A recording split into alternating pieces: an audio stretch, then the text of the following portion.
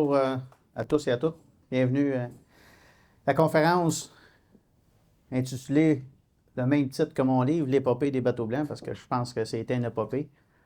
Ils ont navigué sur le Saint-Laurent et le Saguenay pendant 40 ans, si on inclut le Richelieu qui a commencé un petit peu plus tôt que les trois autres, à partir de 1923. On sait qu'ils ont arrêté en 1965.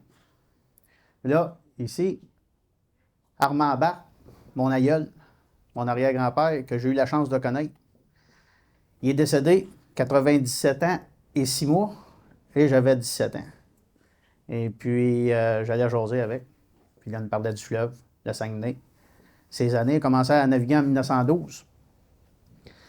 À bord du vieux SS Québec, et bateau à aube, le SS Montréal, et ensuite, il est allé sur les... il les a toutes faites. Richelieu, Tadoussac, le Québec. Il était à bord du Québec lorsqu'il a brûlé. Et ensuite, ils l'ont transféré sur le Saint-Laurent. Il a commencé mousse, il a monté les échelons, il a fini pilote. Le veston que je porte, c'est pour lui rendre un petit hommage. C'est son veston qu'il a là. Fait que le veston, il y a une soixantaine d'années. Bon. Ce monsieur, on va revenir un petit peu en arrière parce qu'on parle des bateaux blancs, mais il y a une histoire derrière les bateaux blancs. Jacques-Félix Saint-Saëns, un homme d'affaires, un marchand, un navigateur de Sorel. Il s'est associé avec 34 autres actionnaires de la vallée du Richelieu pour créer la Société de navigation du Richelieu. 1848, première fusion. La compagnie devient la compagnie de navigation, la compagnie du Richelieu. Le premier bateau, le Richelieu. Ensuite de ça, 1875, deuxième fusion avec la compagnie de l'Ontario, une compagnie d'Ontario qui s'est appelée la compagnie de navigation du Richelieu et de l'Ontario. 1912, plusieurs fusions avec des compagnies des Grands Lacs, bateaux passagers, des cargos, des laquiers, puis on crée en 1913 la Canada Steamship Line. Le beau monsieur, c'est William H. Coverdale. C'est lui. On lui doit les 4 bateaux, les 4 derniers bateaux passagers de CSL. Lui, c'est un rêveur. Il croit aux passagers. Dans les années 20, les passagers, beaucoup d'argent. Il était président de la compagnie de 1922 à 1949. Et puis, en 1922, il veut rajeunir la flotte. Il achète le Narragansett, qui deviendra le Richelieu. Le bateau a été radoubé au chantier Davy à Lauson. Pourquoi Davy? C'est le chantier qui appartient à Canada Steamship Line.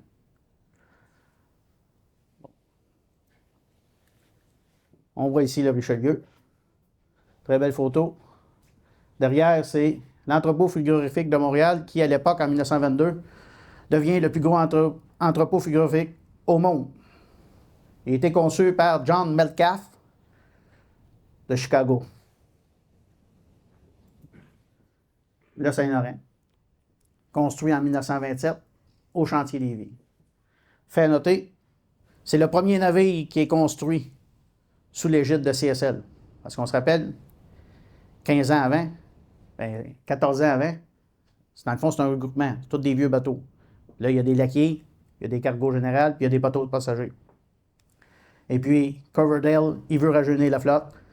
Il a acheté un premier navire, le Richelieu qu'on a vu, il a été construit en 1913. Lui, c'est le premier vraiment bateau qui a été construit par CSL en 1927. Prochain. Le Québec. Le Québec, c'est le deuxième de la trilogie, mais lui est un petit peu plus gros. C'est l'avant-dernier. Le Tadoussac, 1928. Les deux, Québec et Tadoussac, ont été construits en même temps. Et puis, on les voit sur le fleuve jusqu'en 1965. Ah oui. Coverdale, il dit une belle chose, ces bateaux blancs. Il dit, il voyait en les navires à passagers le meilleur atout pour les relations publiques. Il représentait le contact le plus accessible que pouvait avoir la compagnie avec la population, puisque la division des cargos évoquait, pour la plupart des gens, un monde lointain, un monde en soi. Et c'est encore le cas aujourd'hui. En étant un navigateur sur les bateaux marchands, c'est tout le temps, les gens, quand ils m'abordent, ils se demandent qu'est-ce que je fais. Qu'est-ce que je fais à bord. Il y a comme un aura au-dessus du métier de navigateur. Puis c'est pour ça que quand les gens embarquaient à bord du navire, mais là, ils pouvaient voir vraiment qu'est-ce que les gens faisaient. Parce que les gens avaient accès à la salle des machines, ils pouvaient visiter la salle des machines, visiter la timonerie. C'était pour Coverdale, c'était un atout pour faire connaître la compagnie à la population.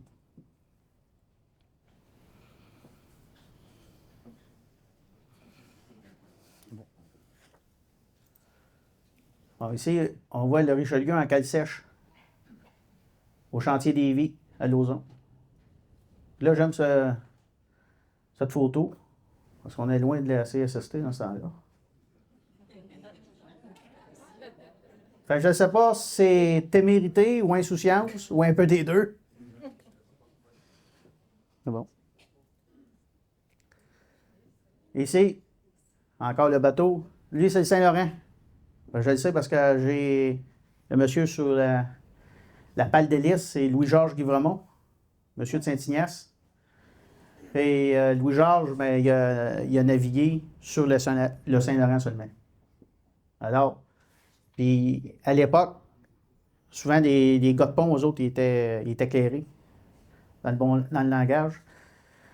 Il était licencié, mais il gardait l'équipage des machines, de la salle des machines, pour faire de l'entretien des machines. Souvent, mais les gars, ils s'amusaient là, à prendre des photos.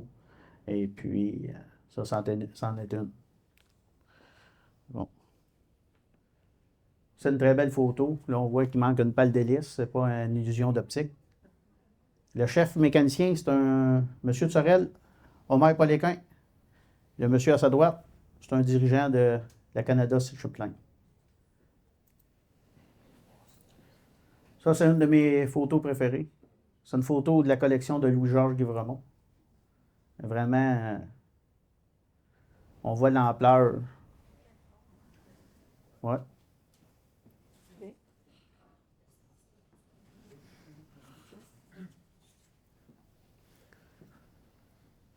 Oh.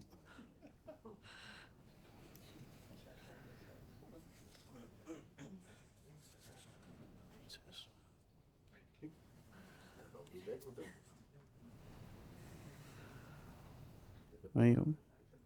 Oh, j'ai pas mis.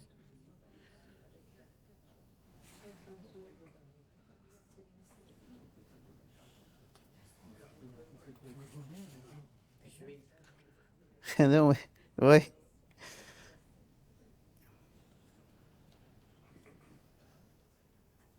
Ah oui, c'est vrai.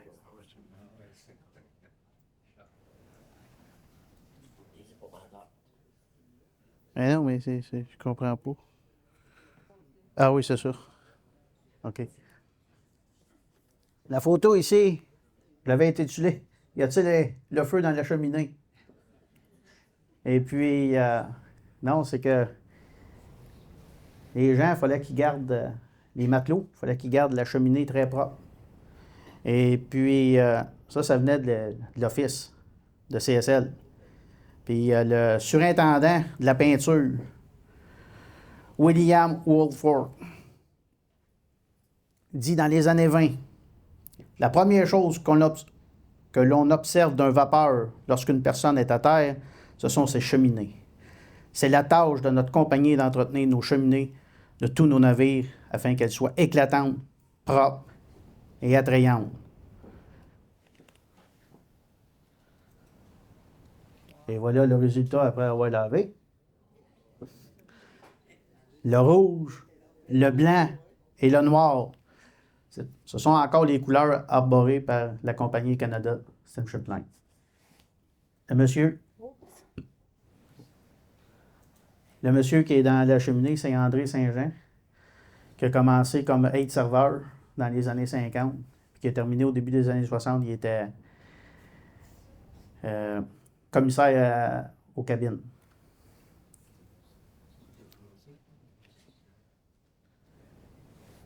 Ça, c'est deux petits gars de Saint-Ignace qui ont à peu près 16 ans, 17 ans. Jacques Cournoyer, en haut. Pierre-Émile Bergeron.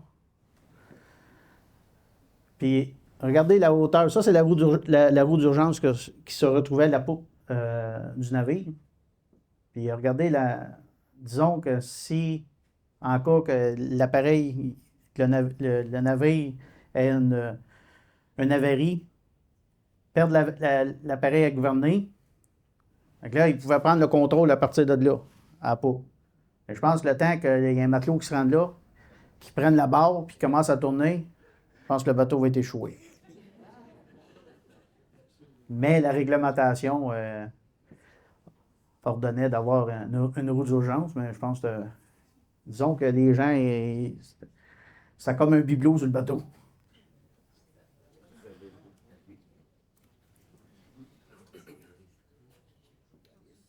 Évariste Chevalier, un gars de Saint-Ignace, chauffeur à bord du Saint-Laurent.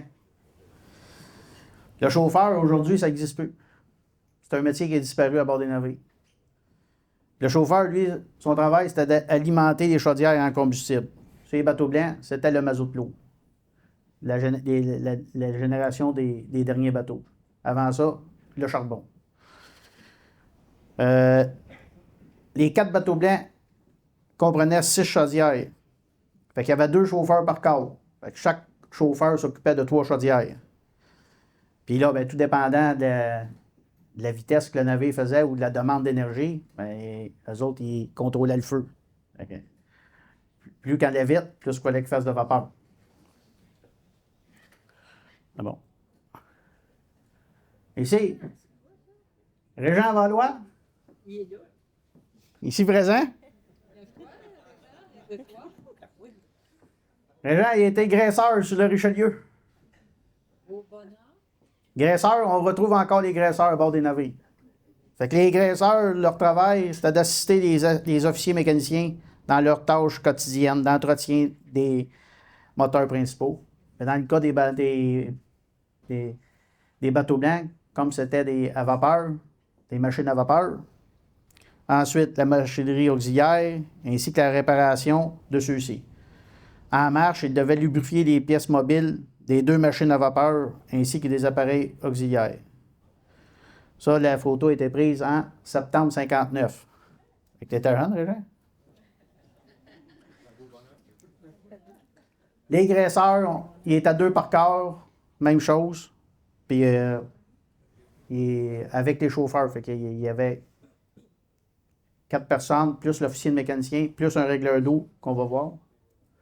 Paul Laforêt, qui était régleur d'eau sur le Saint-Laurent.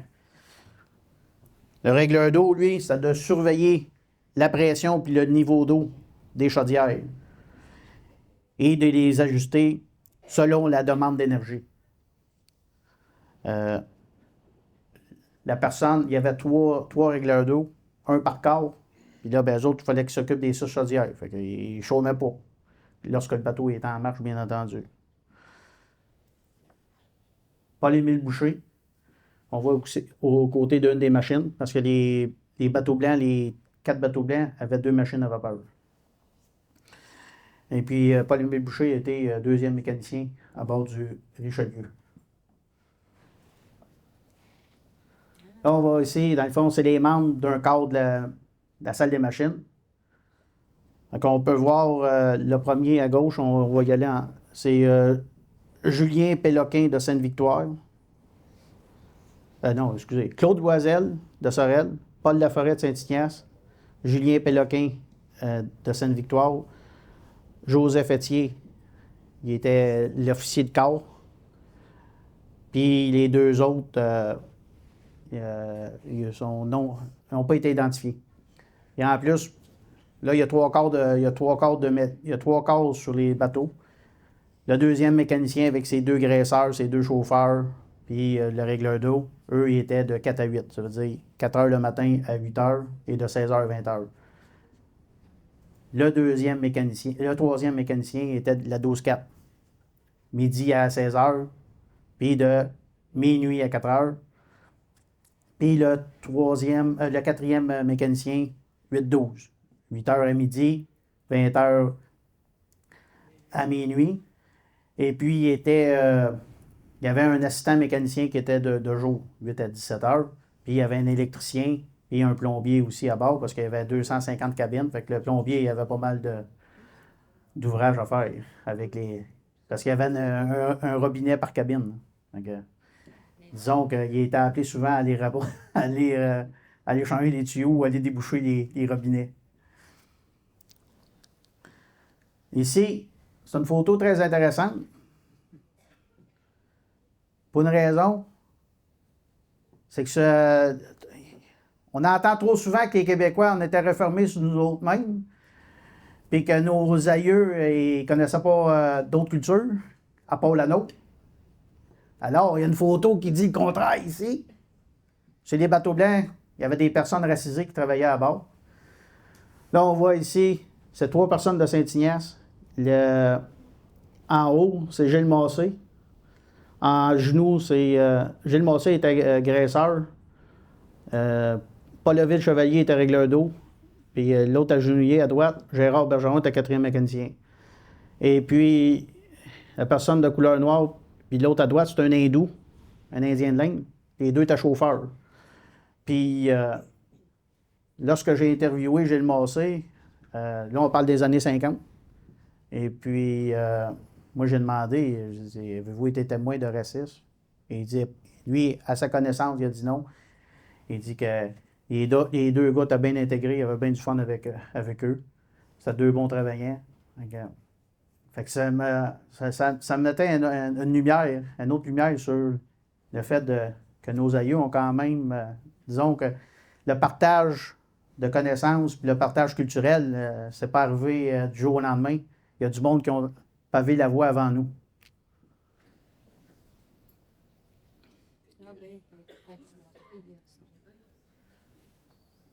Les membres de la cuisine. Là, les 2 personnes à gauche et à l'extrême droite n'ont pas été identifiées. Celui au centre, c'est Honorius Valois, qui était chef cuisinier de l'équipage. Ici, soirée du capitaine. Chef cuisinier en avant, Vital Marchand, natif de Masquinongé. Encore en vie, Vital a 90 ans. J'ai eu la chance de le rencontrer. Et puis, lui, en étant le chef cuisinier, c'était lui qui avait tout en charge de la cuisine. Et puis, il y avait une quarantaine de personnes à sa charge. On trouvait à bord il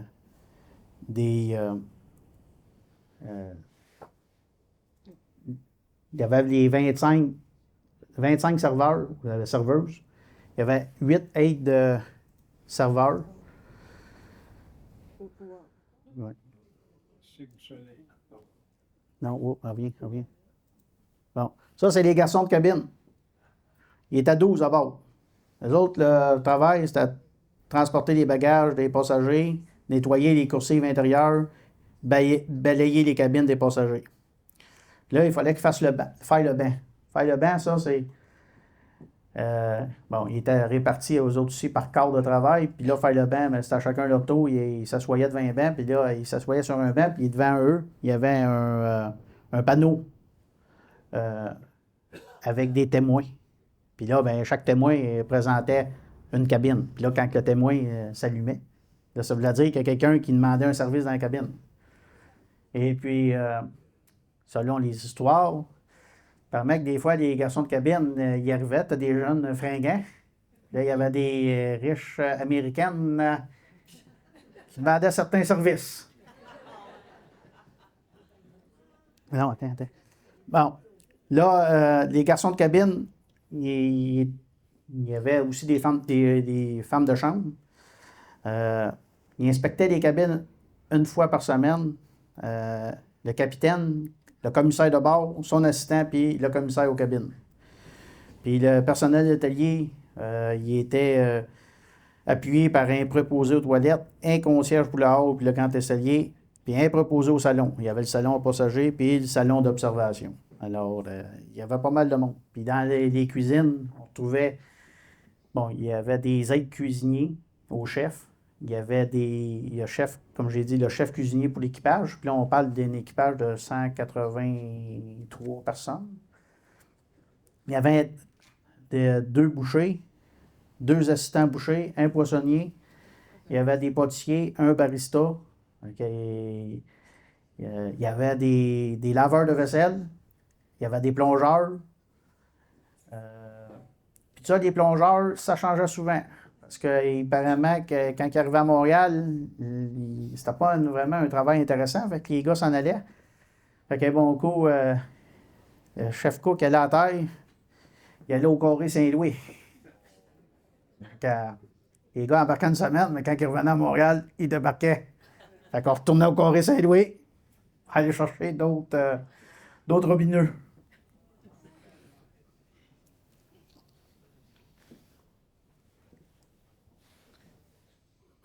Les matelots. Les matelots étaient au nombre de 10.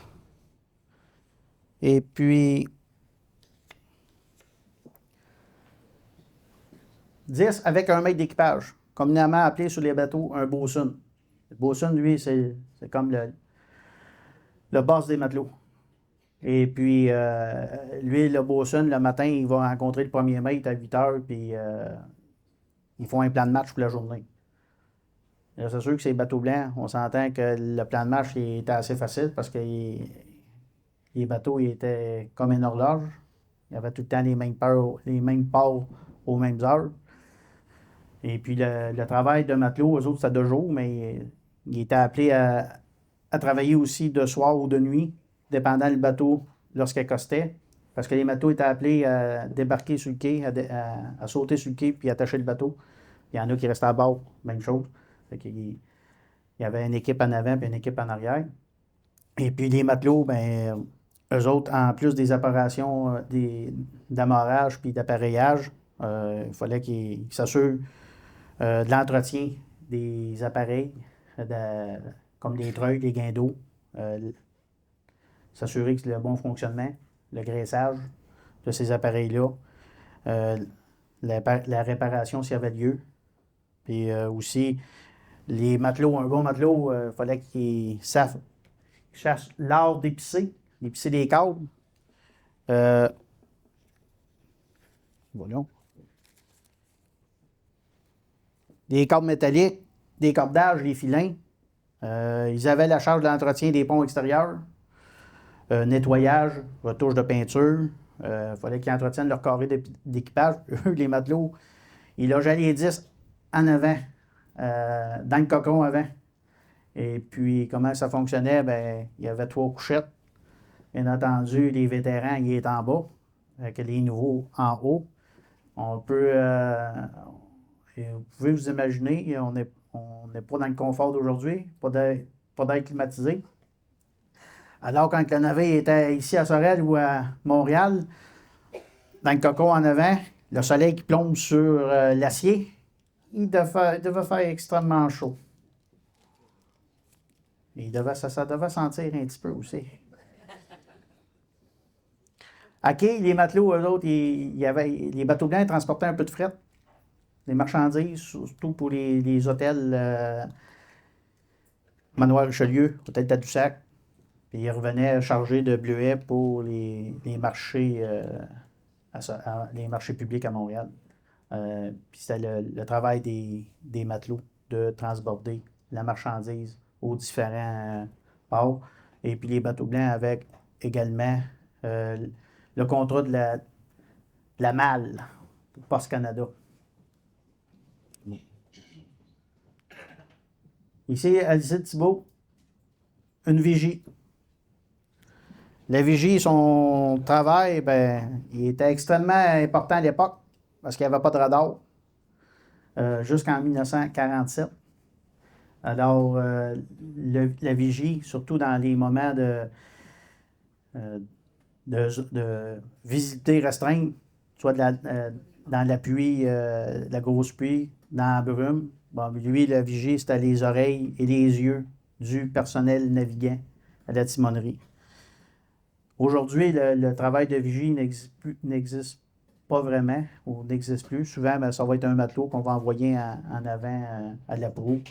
Il va avoir un système d'écouteurs, puis il va nous signaler s'il entend quelque chose ou s'il voit quelque chose avant nous à la timonerie. Mais à l'époque, c'était un travail assez important.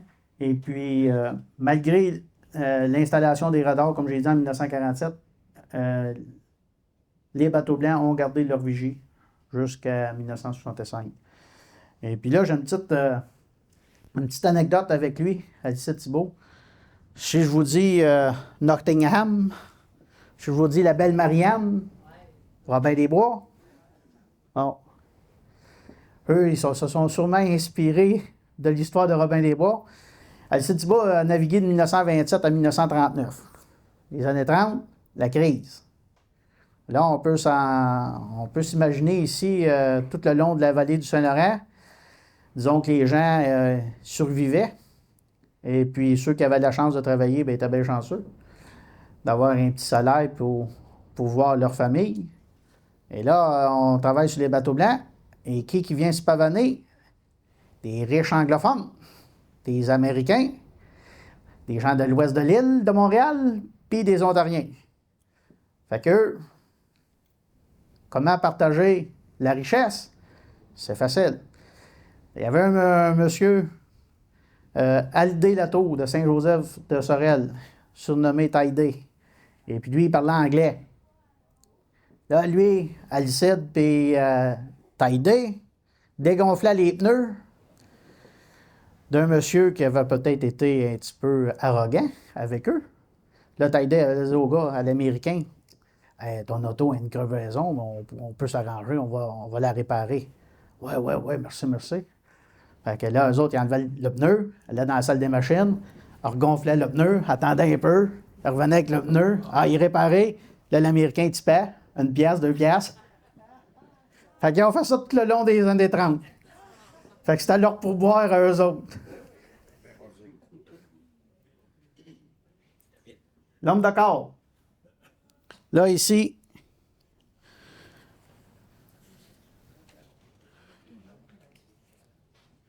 Gilbert Daisy, natif de l'île du Pas, qui était homme de corps à bord du Richelieu. Au centre, Albert Guérin, vigie, natif de la Malbaie. Puis le capitaine George Joe Lodge.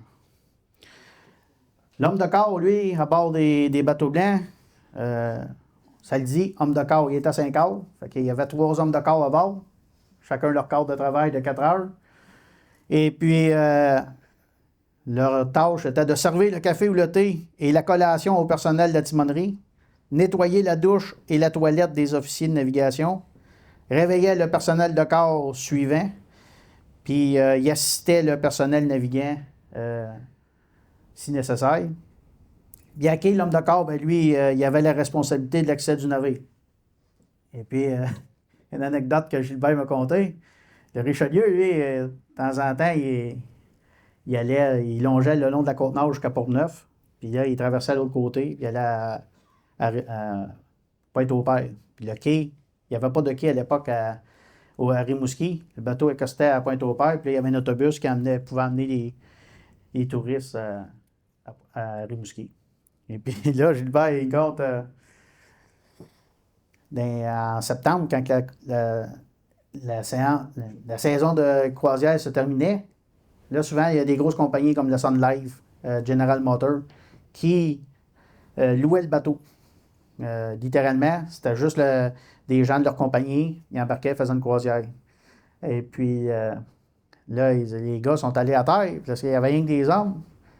Et puis, eux autres, les hommes de corps avaient eu ordre de ne laisser entrer seulement des passagers et non des gens de terre qui venaient s'improvisaient visiteurs.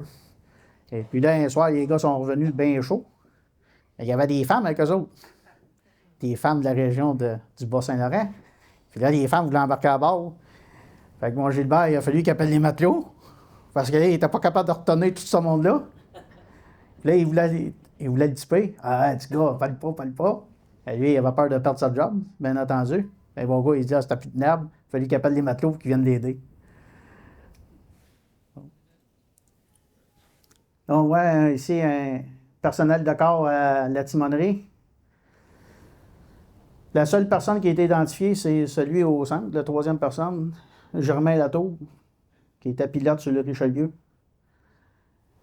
Pour cette photo-là, on voit le timonier à la roue. Ben, lui, le travail de timonier, c'était bien simple. Tenez la barre du bateau. C'est lui qui gouverne le cap. Et lui, son travail, c'est d'écouter les ordres soit de l'officier de corps, du capitaine ou du pilote. Et puis, ben, lui, il doit s'assurer de maintenir le cap. Puis, à quai, le timonier, lui, il fallait qu'il s'arme de patience. Parce qu'il fallait qu'il frotte tous les composants de la timonerie en laiton puis en cuivre. Là, on peut voir la roue, on peut voir le compas au côté, on peut voir le tuyau ici. Ça, le tuyau, c'est un tuyau pour parler à l'engin. S'il y avait un moyen de... Puis là, il y a aussi le capitaine. Ça, souvent, tu pouvais le boucher, le tuyau. Et là, il y a des capitaines qui voulaient entendre ce qui se passait à la timonerie. Fait qu'ils enlevaient le bouchon aux autres dans leur cabine. Puis là, ils pouvaient entendre la conversation qui se passait. Puis là, on avait ça aussi à bord des bateaux marchands. Puis moi, j'ai même connu ça. Puis là, quand je suis arrivé sur un bateau, ils ont dit, fais attention parce que le capitaine écoute. Fait qu'il dit n'importe quoi. Il y a eu des histoires, des fois, il y a des gens qui parlaient contre le capitaine. Ah, le maudit capitaine, il est-tu fatigant, ça? Là, il attendait à travers le tuyau. Fermez vos gueules! C'est là qu'il savait que le capitaine avait écouté. Ici, une photo en couleur de la timonerie. Et puis, je peux vous montrer, c'était tout en bois. Ça devait être très beau. Les deux premières personnes ne sont pas identifiées. Au centre, la troisième personne à partir de la gauche, René Laitier. Puis le dernier, c'est... attendez, on va vous le dire. Édouard Duchesne, deuxième maître, SS Tadoussac.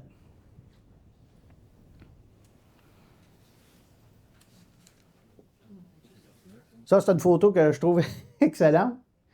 Les gars, ils viennent de recevoir leur gage. Et puis là, ils comptent leur argent. Jusqu'à tout récemment, on était payé au mois, ces navires. Et puis à l'époque, tous les marins étaient à bord, étaient payés au mois.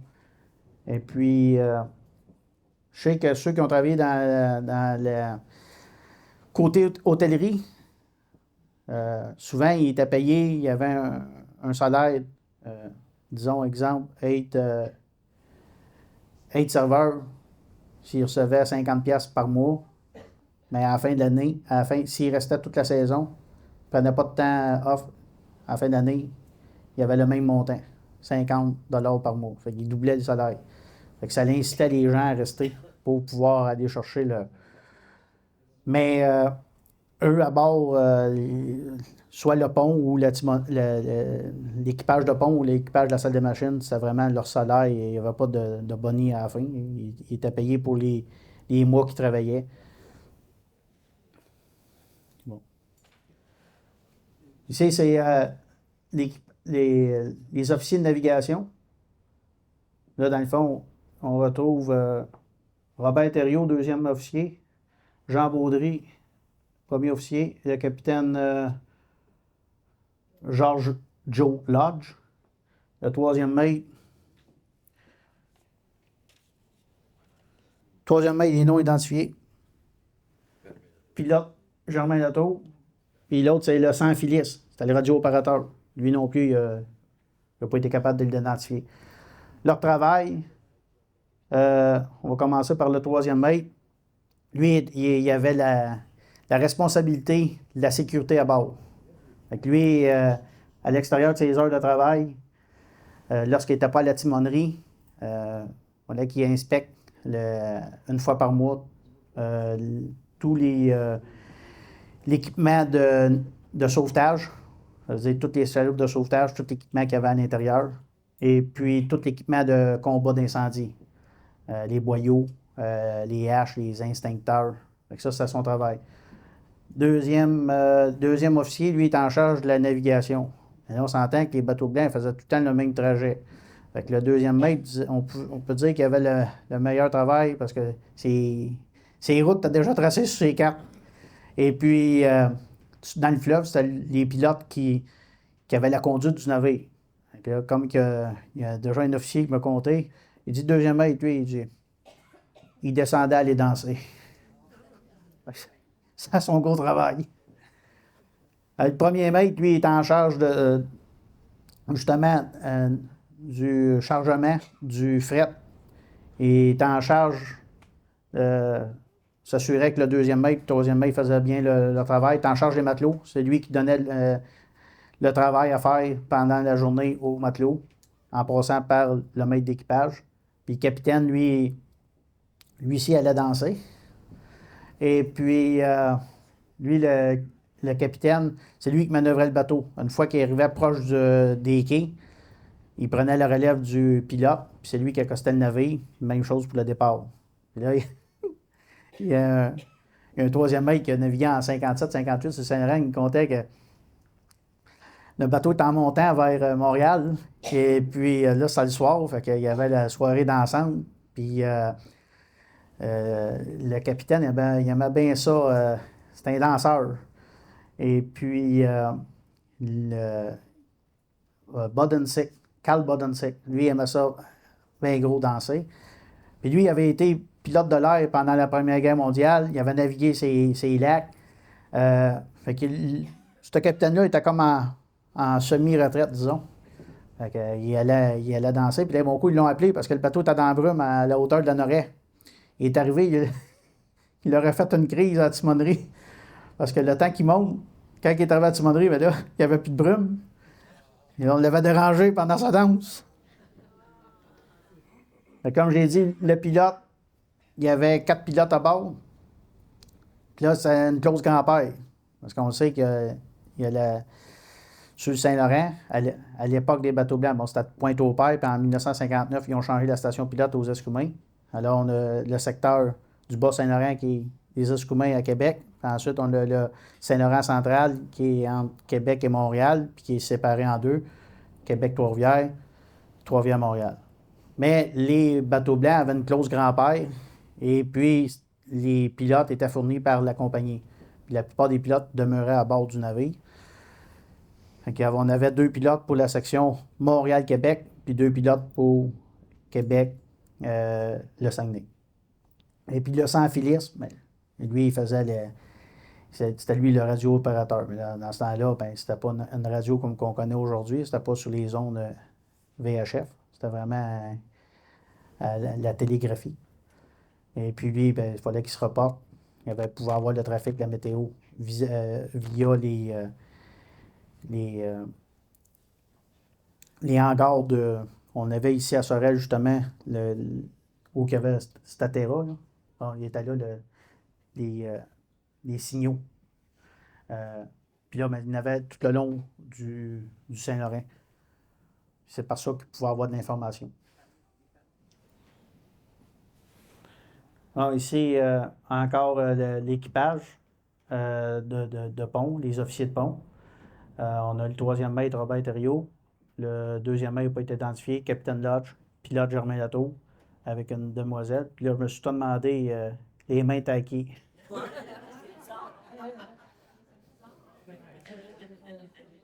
Puis, attends.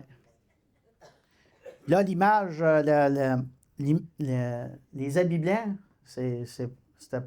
Bon, souvent, ils portaient ça le dimanche, là, mais c'était pas fortuit. Le choix des uniformes, comme le relate Edgar Andrew Collar dans son livre Passage sous dossier, qui est l'histoire de Canada sur le Tripline. Il dit l'image du blanc immaculé des navires était accentuée par l'uniforme blanc de la tête aux pieds porté par les officiers de navigation. Parce qu'on peut voir les souliers, ils sont tous en blanc. Fait que là, c'est sûr quand on les voyait sur le pont, puis il se fondait avec le navire.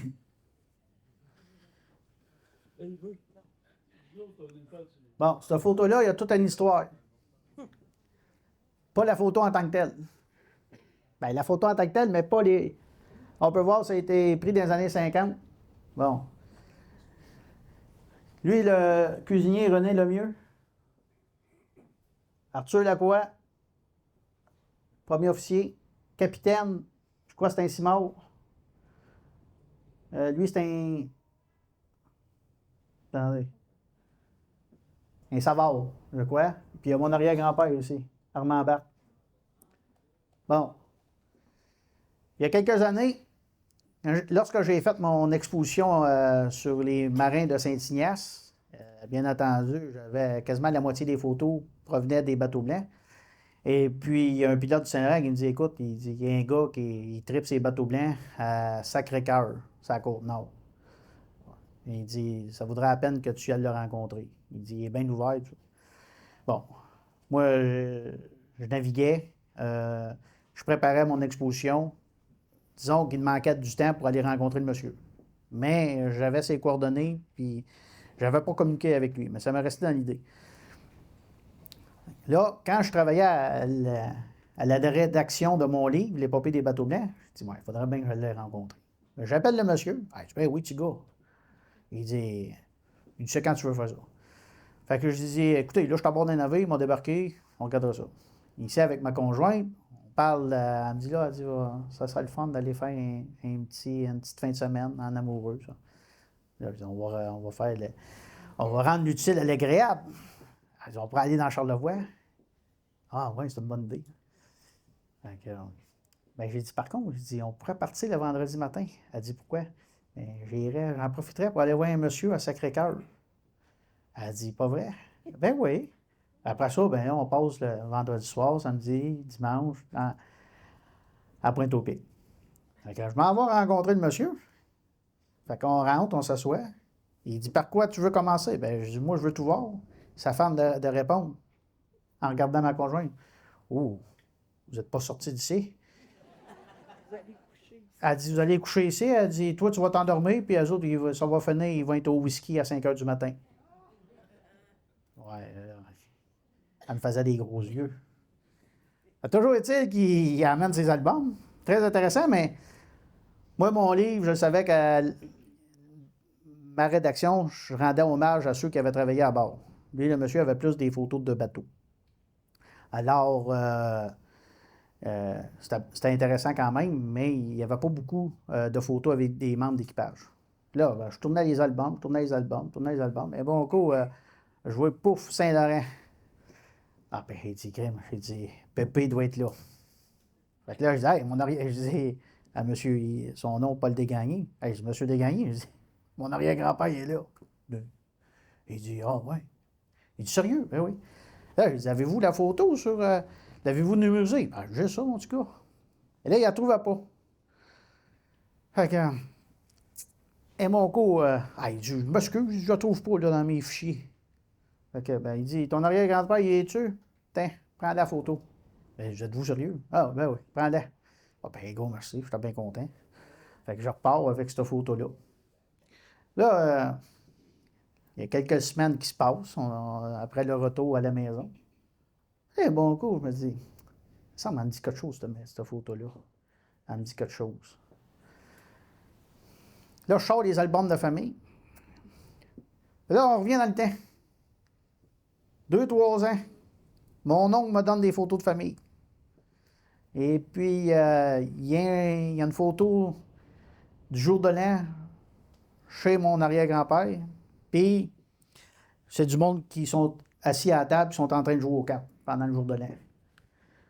Fait que là, je regarde ça. Puis là, il y a un cadre au mur. Mais sa photo, on voit que dans la photo du cadre, on voit que c'est une photo de navigateur. Mais c'est sûr, c'est flou un peu. Et puis, je suis allé chez mon oncle Osaire pour avoir. Hey, la photo, il y a une photo, regardez, là. Fait que, je sais pas c'est où, ça. Parce que là, la photo, on s'entend, était plus au. La photo que j'avais datait de 1962. Ça, cette photo-là est antérieure à 1962. Fait que là, on est dans 2018. Et puis, c'est sûr que la photo est plus au mur. Fait que là, mon oncle Rosaire, je sais pas. Il était sûr. Ben là, regardez, on voit que c'est une photo d'équipage. Il dit, m'a regardé. Puis, bon, je retourne. Mais il dit, je vais pas trouver cette photo-là. Regarde. Là, moi, je reviens. Après, je regarde avec la loupe. On n'est pas. La photo ici. Fait que là, moi, je zoome. Je suis avec ma grosse lampe. C'est une loupe avec une lumière. Puis elle zoome pas mal. Fait que là, je regarde, puis tabarnouche. Là, je dis, hey, la même affaire. Là, on voit ça, c'est le commissaire de bord avec les culottes blanches. Mais avec la loupe, on voyait très bien. Puis là, j'étais même capable d'avoir la face de mon arrière-grand-père. Fait que la photo s'est perdue dans la famille, mais je l'ai retrouvée chez Paul Desgagnés à Sacré-Cœur. Fait qu'il ne faut jamais désespérer.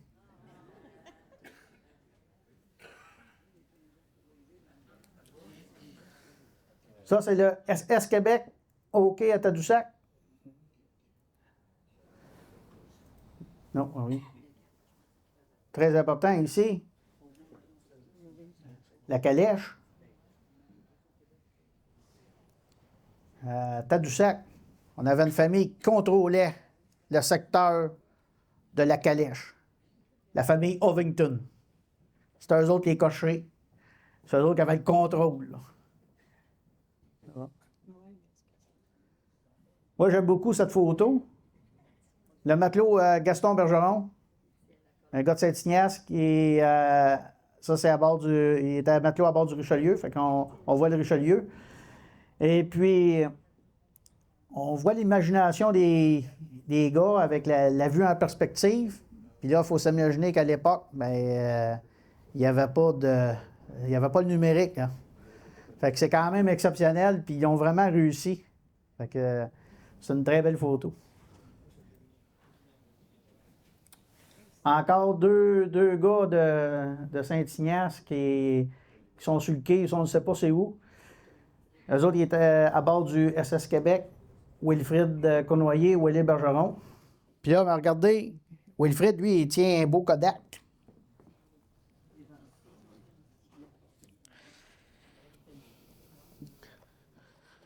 Comme celui-là.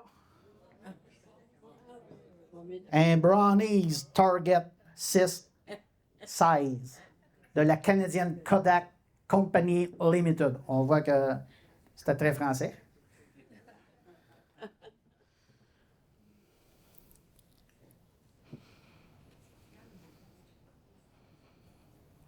Cet appareil photo-là a été construit au début des années 40, fabriqué au début des années 40 jusqu'au début des années 50. Et il coûtait 3 $. Ouais. Souvent, c'est drôle parce que les gens ils disaient, il y en a qui m'ont dit, on achetait un Kodak, on n'avait pas d'argent pour faire développer les films. C'est bon. La grande visite, les joueurs du Canadien, à bord du SS Tadoussac. Et puis, ça, c'est lorsqu'ils faisaient des tournées de balles molles. Fait que c'est pas d'hier qui faisait ça. Fait que là j'ai les noms. D'après moi, il y en a qui vous vous rappelez certainement. Le premier à gauche, Ken Mosdell. Le deuxième, oui. Le troisième, capitaine Anatole Delage. Quatrième, oui. Regardez, hein. Ils sont de la même grandeur, mais.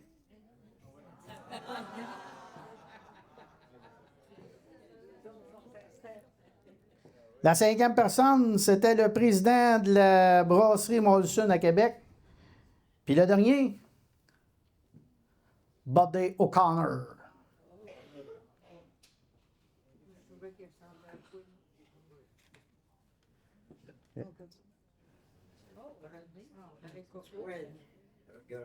Bon. Un voyage spécial justement, en 1900, on va vous le dire, en 1963, euh, les bateaux blancs avaient été affrétés par le gouvernement du Québec pour aller faire une tournée sur la Côte-Nord. Et puis, là, ils sont au quai à Bécomo. René Lévesque, il est ministre des Ressources naturelles sous le gouvernement libéral de Jean Lesage. À sa gauche, non, à sa droite, Raymond Barthes, puis à sa gauche, Jacques Barthes, mon nom. Fait que c'est deux cousins. À bord, qu'est-ce qu'on fait? Quand on ne travaille pas, c'est ça. Fait que là, il y a Gérard Caward Laforêt, Paul-Émile Thibault, Édouard Charles Cochin. Puis là, on se demande à quoi c'est quoi l'enjeu? Les allumettes, les caramels, l'argent? Ou peut-être la. Ouais. Ça va pas passer, celle-là. Ouais, peut-être le gagnant, il y avait le calendrier en arrière.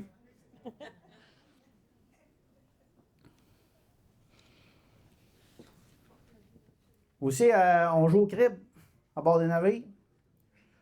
On peut voir la planchette. Les deux personnes ne sont pas identifiées. Puis à l'extrême droite, c'est Pateau, René Laitier. Il était timonier à bord du SS Tadoussac.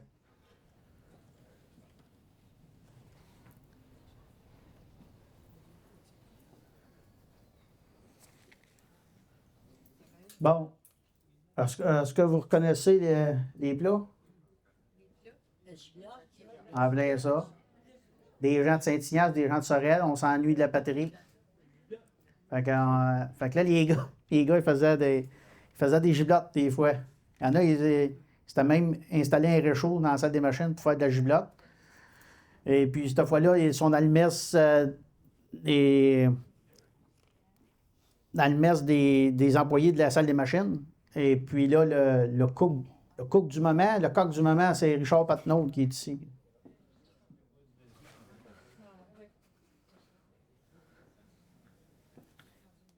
Là, Régent, t'es là, Régent? T'avais-tu épluché peut-être? Il y avait plein de poissons. Le chef que tu vois là, avant moi, vous envoyez à la fin. Ah ouais? Là, tu Là, ben, je pense que lui, il est assez connu à Sorel. Je pense que c'est le Bicardin.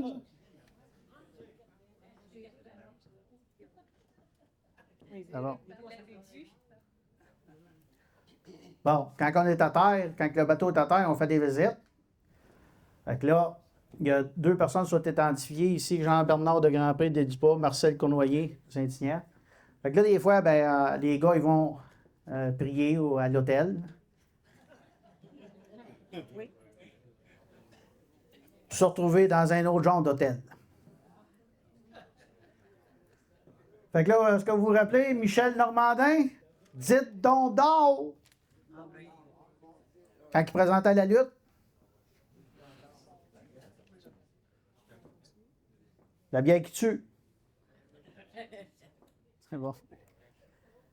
On va voir la fête foraine aussi.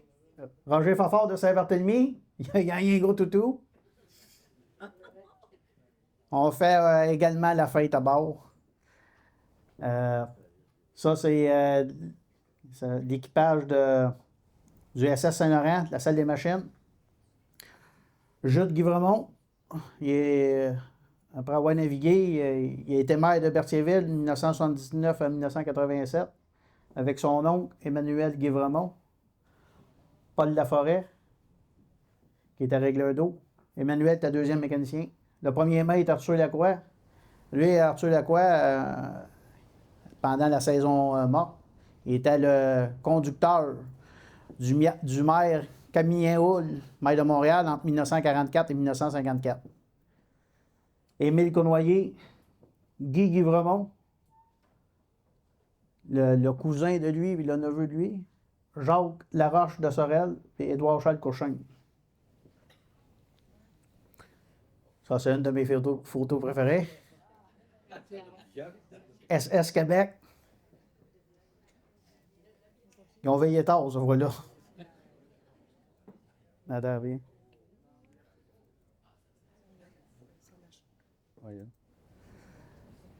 Là, j'ai 3 personnes que je n'ai pas été capable d'identifier. Je présume il y a peut-être des gens de Sorel. Là. Les 2 premiers ici. Alors, si on commence en arrière, il y a Willy Bergeron, Fred Cournoyer, Léonard Barthes. Ici, les 2 premiers n'ont pas été identifiés. Alicette Bergeron, Lucien Saint-Martin, Jean-Claude Valois, Réal Bergeron. Puis la dernière personne au bout n'a pas été identifiée. C'est bon. À bord du SS Richelieu, il passait la nuit à Tadoussac. Et puis, il montait sur les remparts à Tadoussac. On allait faire un feu de joie. Le bon vieux bonfire. Puis là, les matelots, eux autres, leur travail, il y avait des lanternes, puis ils faisaient des sentinelles. Fait que là, ils éclairaient le sentier pour se rendre sur les contreforts du fjord à Tadoussac. Puis là, on faisait un gros feu, puis il y avait même des feux d'artifice. Hein? Oui, il y avait les hot dogs sur le barbecue, des chiens chauds. Bon. Café. Ouais, café. Le bonhomme, il n'y a pas du café là. Lui, c'est-tu qui ramassait ça? Il ramassait des faux flacons, là, puis il mettait tout ça dans le même flacon. Yes. Voisin. Ouais. Oh, OK, ouais. C'est bon. Bon. Là, attendez. Il y a une petite pause. Oh, ben oui, c'est correct.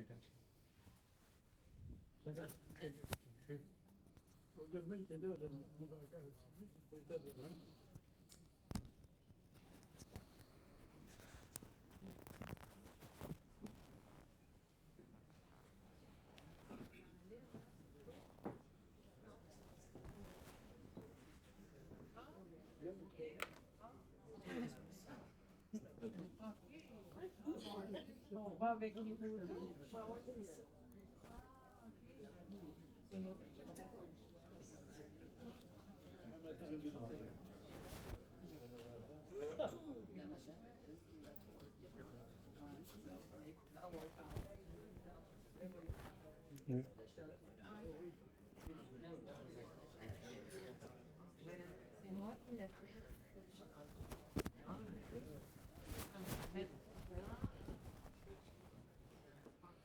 pour avoir de Richelieu.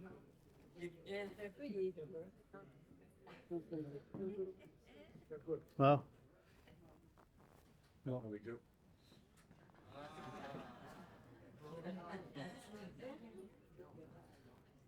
Ah, trouvez-vous que j'ai des ressemblances avec lui? C'est mon grand-père. Louis Armand Barthes, qui a été matelot, pas matelot, voyons, graisseur à bord du SS Richelieu. La petite histoire, pas mal de gens de Saint-Ignace puis de Sorel à bord du Richelieu. Richelieu, il fait une croisière d'une semaine. Ça lui prend une semaine, puis il arrête à plusieurs places, puis il passe la nuit. Le mardi, il arrivait à Chicoutimi, il arrivait en matinée, puis il passait la soirée à Chicoutimi, puis il partait le mercredi matin. Fait que les gars avaient du temps libre durant la journée. Là, il faut arrêter de penser en 2024. Il faut se retrouver dans les années 40.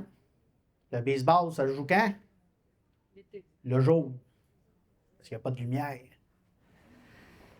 Et puis, là, il y avait un terrain de balle, bien entendu, à Chicoutimi. Fait que là, les gars, ils ont dit, OK, ben, on pourra jouer à la balle, ça.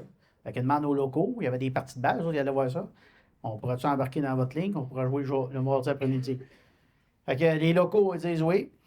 Et puis là, le premier maître du Richelieu, il s'est arrangé avec le surintendant Sorel. Ils ont fait faire des chandails de laine. Mais lui, c'est pas l'original, parce que j'ai pas été capable d'en trouver. C'est ma maman ici présente qui l'a confectionné. Mais pour l'anecdote, quand je l'ai apporté, un monsieur, Paul-Émile Boucher, qui à l'époque avait 90 ans. Il était deuxième mécanicien à bord. Ben, à l'époque, pas dans les années 40, il était chauffeur-graisseur. Lui, il jouait pas à la balle, mais il allait voir les gars jouer. Puis quand je suis arrivé, j'ai montré le chandail. Hein, tu en as trouvé un. Fait que, en disant ça, ça me de confirmer que c'était vraiment, qu'il ressemblait vraiment à l'original. Et puis, euh, petite anecdote, je demande à Paul-Émile Boucher, j'ai dit, Monsieur Boucher, j'ai dit, l'équipe du Richelieu, comment elle se comportait? Très bonne. Ouais. Ouais. C'est tellement bonne que les gens de Chicoutimi se sont tannés. Ils ont appelé à Bagotville, ils ont appelé à Arvida. J'ai dit, ben, ils ont perdu quand même. Fait que l'équipe à battre, c'était celle du bateau. Et puis, une anecdote, c'est, il y a des gens qui m'avaient identifié comme le pilote, étant Clément Allouet, qui était premier maître à bord à l'époque. Et puis, j'ai eu un appel, après la publication de mon livre, j'ai eu un appel téléphonique d'une madame qui s'appelle Sylvie Barras, qui me disait, écoute, le monsieur en habit de pilote, sur la photo de balle, elle dit, quasiment sûr, elle dit, c'est mon père. Fait que, ah ouais. Fait que je regarde ça. Elle m'a envoyé une photo. J'ai recommuniqué avec elle. Je lui ai dit, ah, j'ai dit, c'est pas son souci, c'est bien lui. Fait que dans le fond, c'est Ronan Barras, le personnage qui est là. Et puis, là, il y a une couple de personnes qui ont été identifiées. Là. Eldège Laforêt, Germain Latour, Léandre Laforêt. L'autre côté, entre Barras et Léandre Laforêt, ce serait Latour. Louis-Armand Barthes, Édouard Barthes, Gaétan Valois, Horace Latour. Puis, qu'est-ce que vous remarquez sur la photo? À part que c'était des joueurs de balle, là? Non, pas de gants. La raison? T'es trop pauvre. Fait qu'il y avait deux personnes qui avaient des gants. Le receveur, puis le premier but. Les autres jouaient à main nue. Puis c'était à peu près dans toutes les, les régions du Québec. Même Saint-Ignan, je pense que c'était tellement pauvre qu'ils ont joué jusque dans les années 60, pas de gants. Puis là, quand ils ont eu des gants, les gars disaient, nous, on faisait pas d'erreur quand on n'avait pas de gants. Enlevez vos gants d'abord. Ouais. Attendez, ouais, c'est ça, c'était la dernière. Ouais. Bon. C'est sûr que vous avez vu beaucoup de gens de Saint-Ignace. Et c'était. Il y avait une thématique que vous ne saviez pas. Toutes les personnes qui m'ont, à l'époque, en 2012 et 2013, j'ai fait des entrevues avec des gens de Saint-Ignace. Et puis, ils ont été vraiment généreux avec leurs histoires, leurs anecdotes. J'ai pu les enregistrer sur un magnétophone. Et puis, aujourd'hui, c'était ma façon de leur rendre hommage. Chacun d'eux a été représenté. Jacques Barthes, Pierre-Émile Bergeron, Paul-Émile Boucher, Évariste Chevalier, Jean-Bernard de Grandpré, Gilbert Daisy, Louis-Georges Guivremont, Paul Laforêt, Gilles Massé, André Saint-Jean et Régent Valois. Et sur ma liste, il y en a trois qui sont vivants. Il y a Régent Valois ici. Il y a mon oncle Jacques et il y a Gilbert Daisy. Les autres, j'ai eu la chance de les interviewer puis sont morts quelques années après avoir passé un moment avec eux. Fait que c'était au-delà de la publication de mon livre, au-delà de mon exposition, qu'est-ce que je retiens le plus? C'est les rencontres humaines que j'ai eues avec ces gens-là. La plupart, je les connaissais, mais je les connaissais comme ça. Je ne les connaissais pas personnellement. On s'envoyait à la main, on les rencontrait à l'épicerie, bonjour, bonjour, mais là, j'ai eu la chance de rentrer dans leur vie, puis dans une certaine période de leur vie. Ils sont comme vous, c'est des gens qui, les yeux s'illuminaient quand on parlait des bateaux blancs. Et puis même que qu'est-ce qui était beau, c'est que des fois, il oubliait l'âge que j'avais. Là, il me disait, ah, tu l'as connu, lui? Non, il est mort en 65, je suis né en 78. Là, il reste. Ah ouais, ouais, ouais. Fait qu'il. Mais pendant un moment, il oubliait mon âge, j'étais comme j'étais un des leurs. Fait que ça, c'était bien plaisant. Fait que je vous remercie d'avoir assisté à la conférence. Puis si vous avez des questions, ben,